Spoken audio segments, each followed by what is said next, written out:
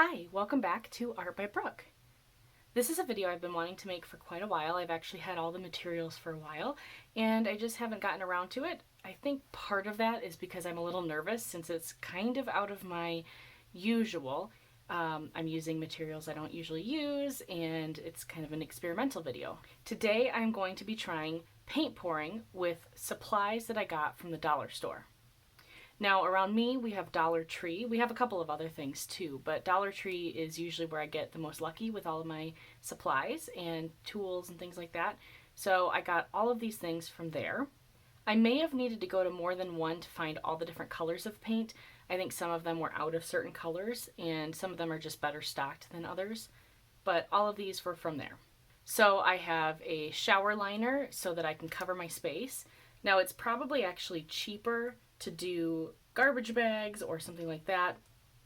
And actually that kind of applies for some of the other materials too.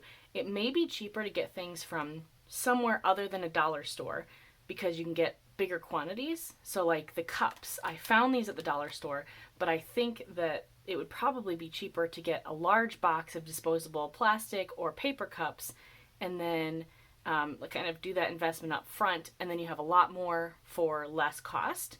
But I figured this would be great if the only thing you have near you is a dollar store. Also, it's just kind of a fun challenge. So I have like I said, the shower liner. I have tacky glue, which I actually watched a video on how to mix that.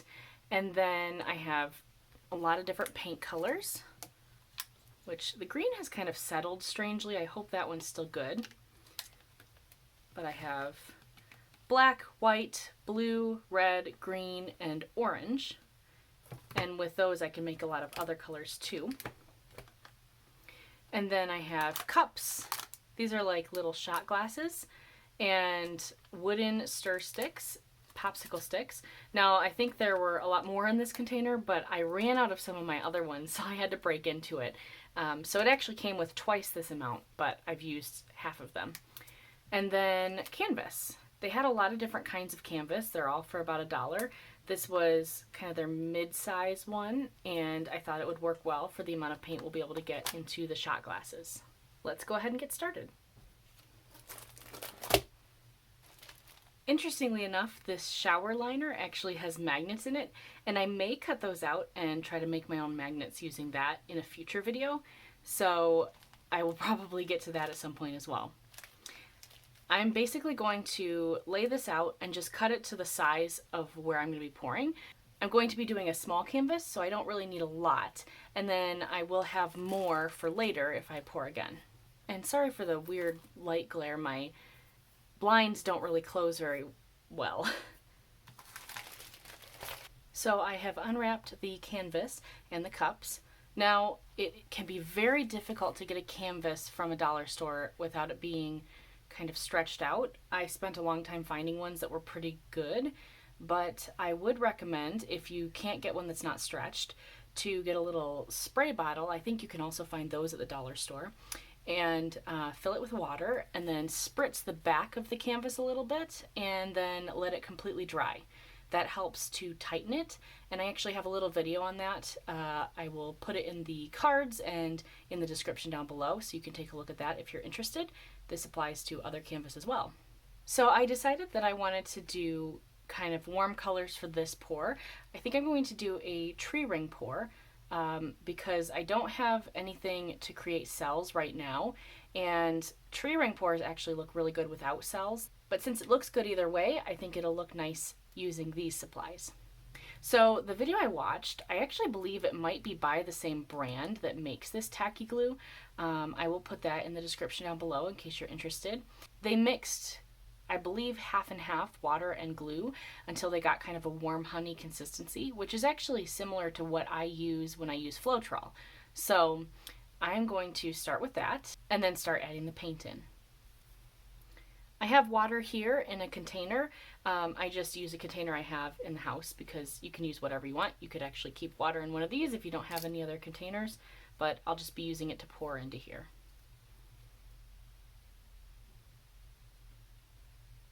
So tacky glue is very thick, so it's kind of globbing out.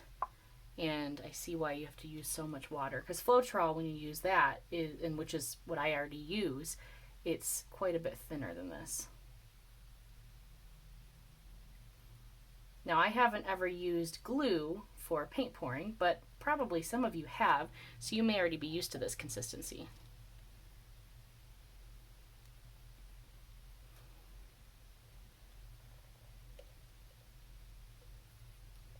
It's funny, I don't use tacky glue that often, but the smell of it reminds me of summer camp when I was a kid.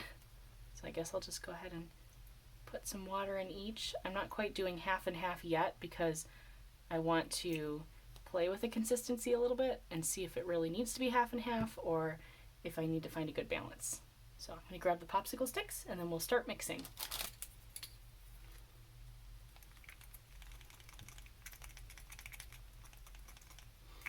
So it's a little chunky right now, and whoops, it's kind of hard not to splat the water out. I'm actually thinking, well, it'll be hard to tell.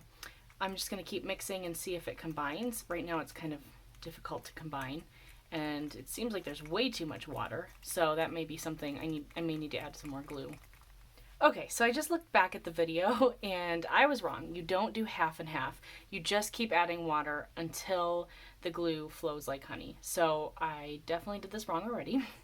I'm going to add some more glue to all of them and then see if I can get there, because right now it's just really watery.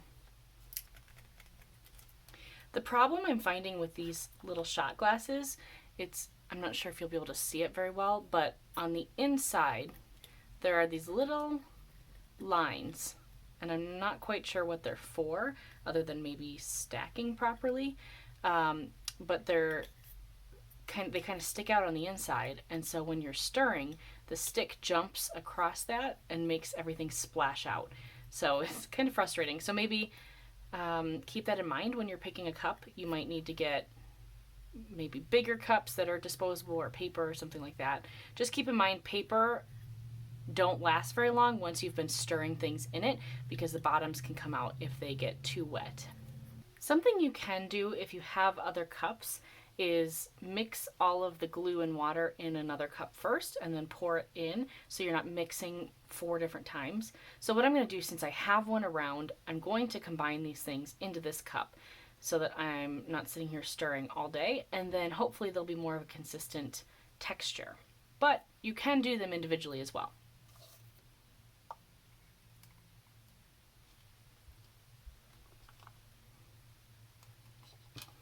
Okay, so the texture right now is a little bit more watery than warm honey.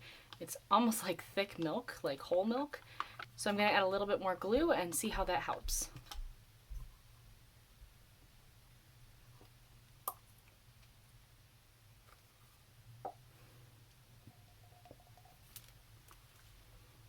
Okay, I think this is pretty close. So now I'm going to divide it back out into the cups and then start adding the colors.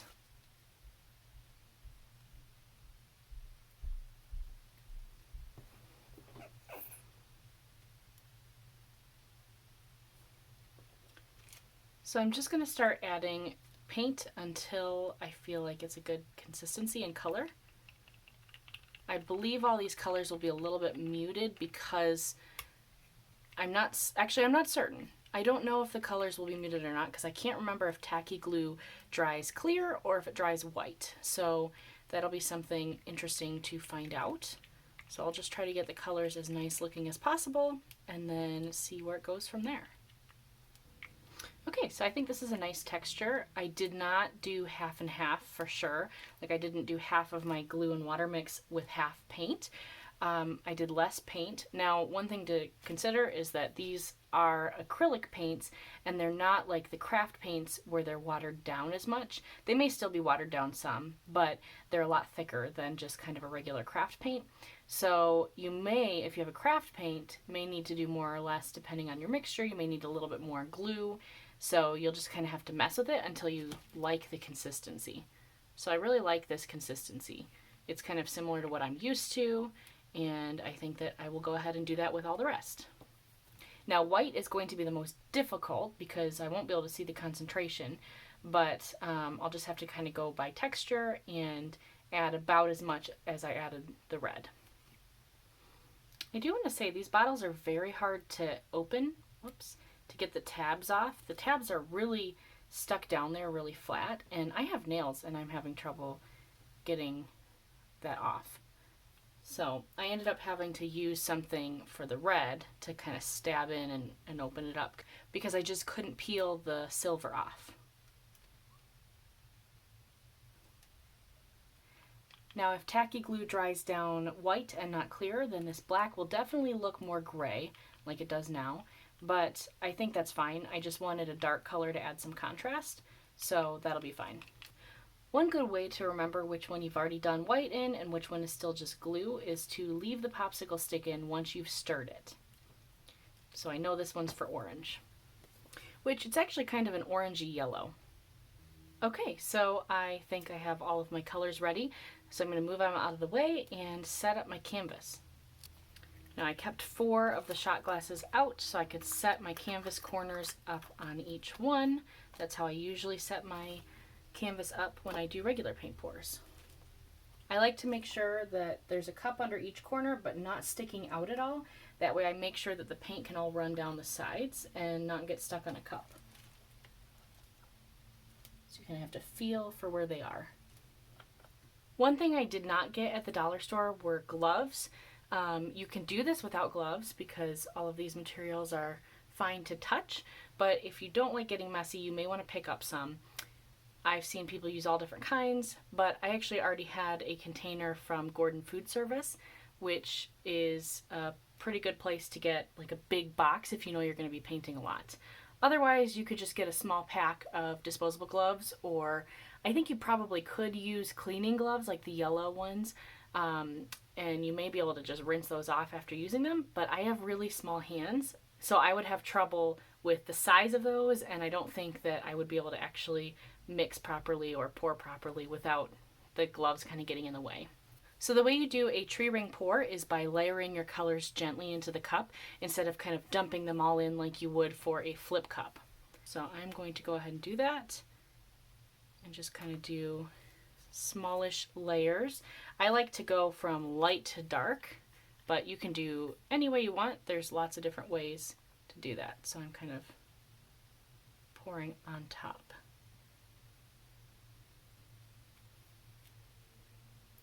Now I'm not certain if 1 cup is going to be enough for the whole canvas, so I may end up needing to layer another cup after pouring to see if once I see if I have enough.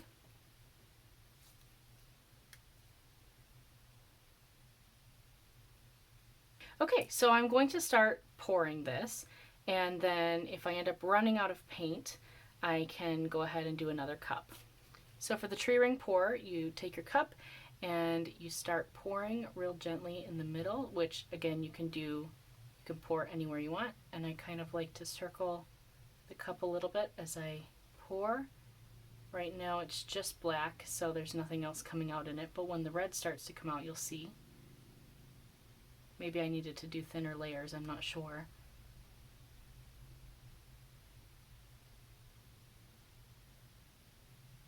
Also, there's a chance that the red could be coming out under the black, and maybe that'll show up more later. Oh, there we go. There's some red.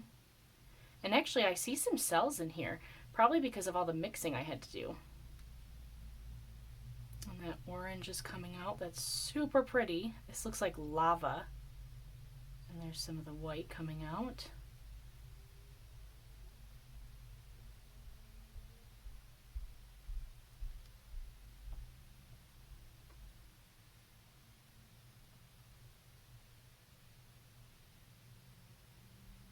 Okay, seems like my cup has reached the end.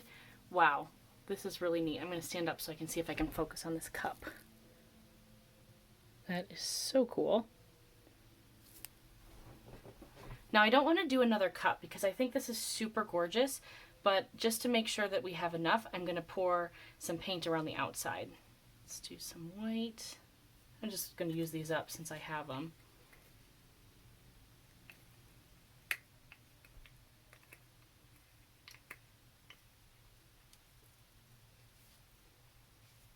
And And then the rest of the black kind of around here.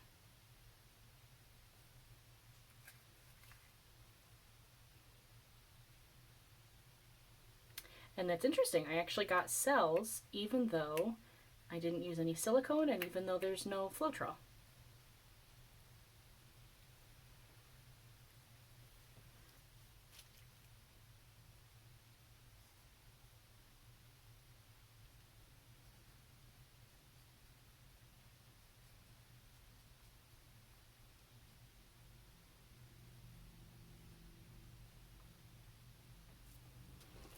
Okay, so now I'm going to go ahead and start tilting.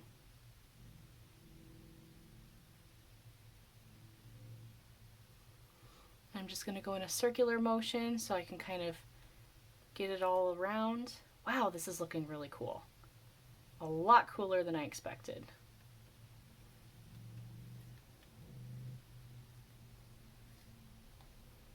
Okay, I'm going to let it go over the corner down here, kind of guide it, and then bring it over this way. Sorry if my voice got louder, I had to stand up to do this. Okay, whoops, I don't want that white. There we go. And then